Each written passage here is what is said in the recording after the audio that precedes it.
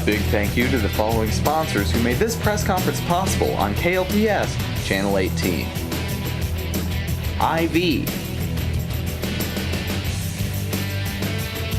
Jackson Hewitt Tax Service, Pony Express Bank, and The Landing.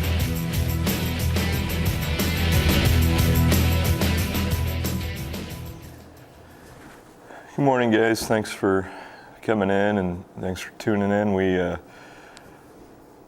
had a busy week last week. We had the top two teams. I guess prior to last week, the top two teams come in for a conference, and Kearney came in on Tuesday night. We were able to beat them for the first time in 2 years, which was a big win for us. Beat them 46-29. Really defensive game, real physical game. Both teams were shooting free throws early in it, so kind of what we thought that would be. And then Friday night, Grandview came in and smoked us pretty good. We kind of stunk, and they were pretty good, so it was a bad combination. We had a lot of stuff going on Friday night, which was without a doubt more important than the game.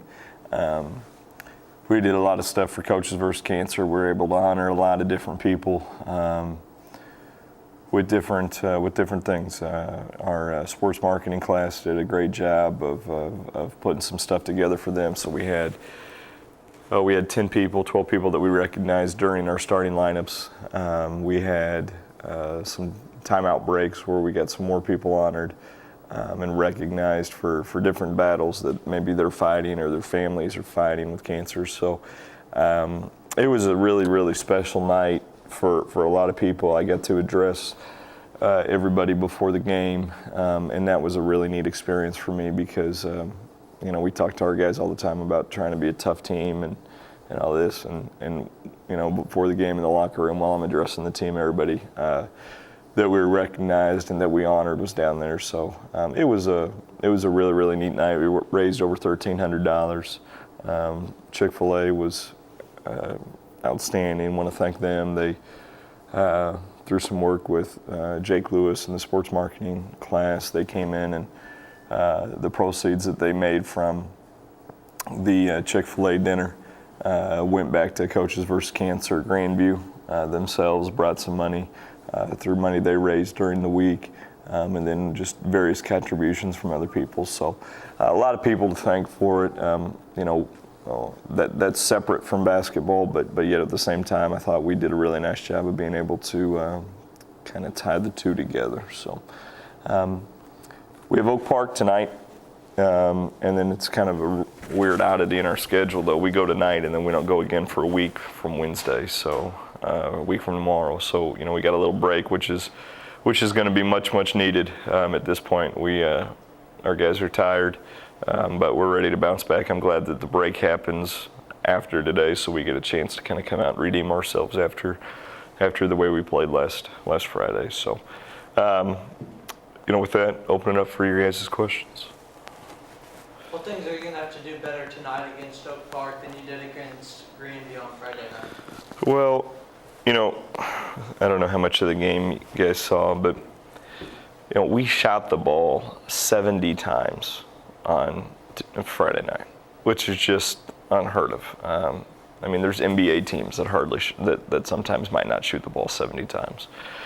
The problem is when you throw it at the goal that many times, you got to make a couple of them go in, and we just couldn't make shots. And we had some really, really good shots. We had good looks and just couldn't score them. But the biggest thing we got to do is we got to be a better defensive and rebounding team. We got to get back to our identity. Here kind of summarizes the game. At halftime, they had one player with 13 rebounds. We had a team with 13 rebounds. So, we got smoked on the boards. It was a minus 15 advantage for us. It's the most rebound margin in the negative it's been all year for us. We've been a plus 8-9 rebound margin team a year each game on average, and that helps us win games, because you play really good defense, we're only allowing people to shoot 37% from the field. So if they have 10 possessions, then 6 of them are coming off. And then if you're +8 on the rebound margin, that's 8 extra possessions you get. Well, we allow 54% from the field, and then we're -15 in the rebound margin. So, I mean, we're lucky we didn't get beat by 50 with those kind of things. So we just got to get back to who we are. We just got to be really good defensively. We got to make sure we rebound the ball. Shots will fall. Those things will happen, but we just got to stick to our identity so then shots don't get in the way too much. Coach, Oak Park's a really defensive-minded team. They've got some real good size on the inside. What's your plan specifically for battling that? Well, they're so patient, and then they play. You want to talk about a team that plays to an identity. I mean, no matter the score, they're going to play their system, their style. So, Wingerson, 25, really, really good player. I think one of the better athletes in our conference, north of the river especially. And then Lundy, 24, you're right, both big kids.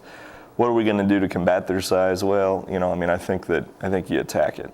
I think you make them guard. Since they're such the key components of what they do, they probably don't want to foul. They might not be as aggressive defensively, so we're going to just go right at them and attack them. And then on the other side, to prevent them from scoring, we got to be solid. We got to make sure that each time they catch the ball, it's a hard catch. Any kind of action that they run, we need to be a step or two ahead to make sure that we're in the right spot. But those two guys between them, about 28, 30 points a night, kind of carrying them. So we need to make sure we're pretty aware of those two. But we'll go at them. We'll challenge them right away. We won't back down from it. Coach, there were a couple points on Friday night where your team started to play a little bit out of control, a little bit too fast-paced. What do you do to slow them down and get back into rhythm? Yeah. Well, I think part of the reason why we're playing so fast is because we were trying to make so many plays happen. And so, the short of the answer is, we just need to play more disciplined on offense. But the long answer is we need to be better all the way around, because if we're better defensively and if we're better rebounding, then we don't get down by as many points, so we don't feel so panicked to try to come back and score the ball a bunch. So, it's kind of, it goes together. Sometimes people might not understand that, but, it really goes together with what we're trying to do. So, did we play a little out of control? Yeah, but you know what? I told the guys on Saturday morning, I said, listen, if you're playing as hard as you can play and you're playing with attention to how we're trying to play, then I'm going to play you, even if you're making some mistakes. But I can't play you if you're not playing hard, if you're not playing with attention to what we're trying to do. So, we had guys trying to make plays, but we dug ourselves a pretty good hole.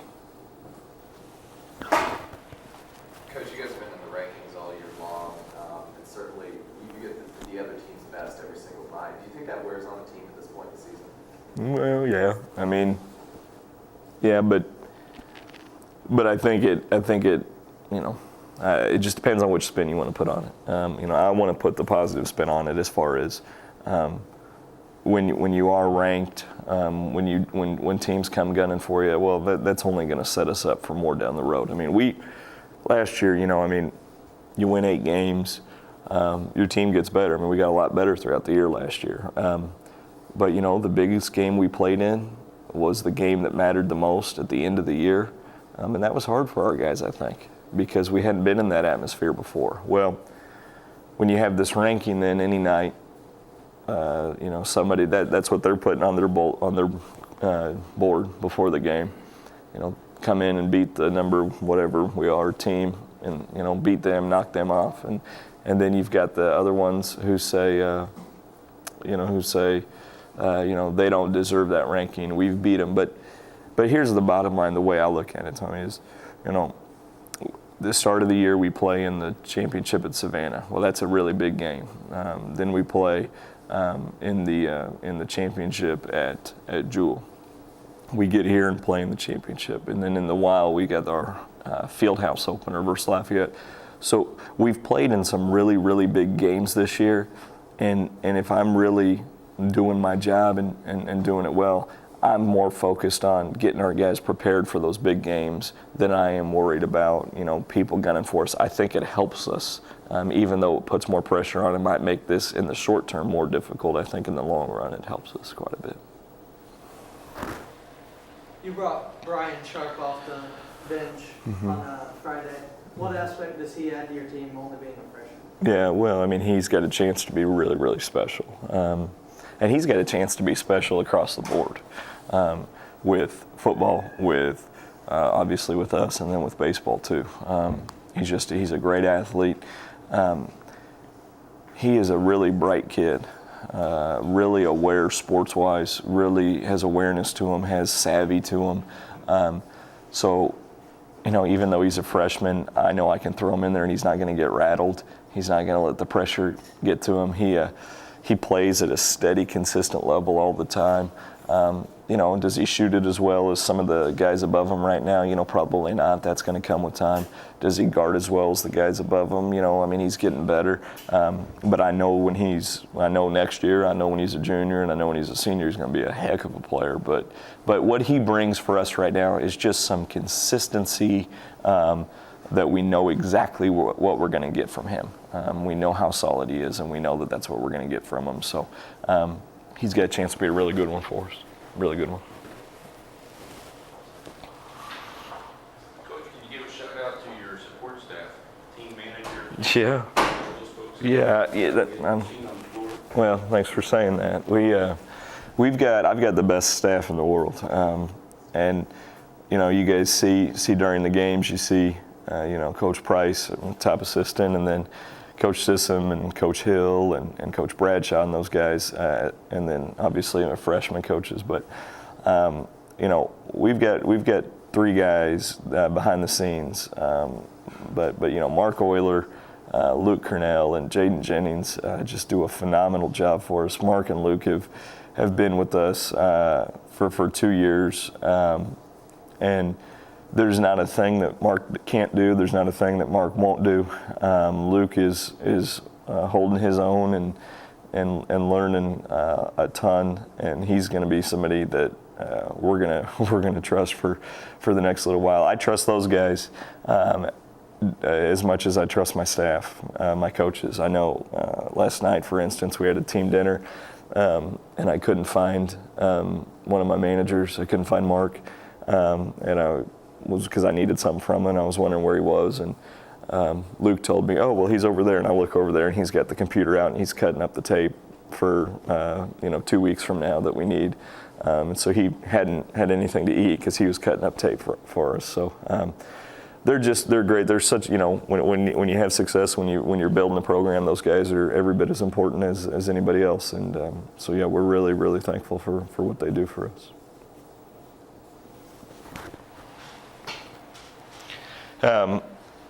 We'll finish with that. I appreciate you guys coming in. I appreciate you guys tuning in. We got Oak Park tonight at home, and then by the time we see you again next week, that'll be the only game we will have played. So a lot of practice time, a lot of time to get better. We're excited for Wednesday, which is National Signing Day. Garrett Lowe, who I spoke of early in the year, we talked about this. He's going to sign his national letter of intent with Colorado School of Mines after school on Wednesday. That'll be a cool time for our program and for Garrett. So we're excited for him, but thanks again for all you guys do, and we'll see you next week.